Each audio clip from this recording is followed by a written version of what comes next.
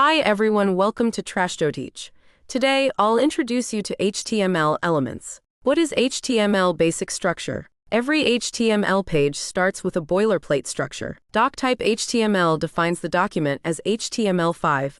HTML the root tag containing all content. Head contains metadata like the title and links to style sheets. Body contains visible content, headings and text elements.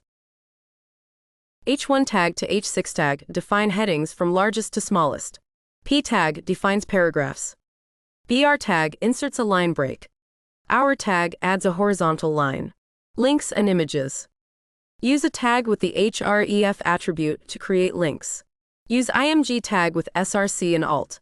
Next one is lists. List tag is used to group related pieces of information. Unordered list, ordered list, list items. Next one is forms. The form tag in HTML is used to collect data from the user and send it to the server for further processing. It is used with other elements such as input, text area, and submit. Next is semantic tags. A semantic element clearly describes its meaning to both the browser and the developer. Header and footer define the page sections.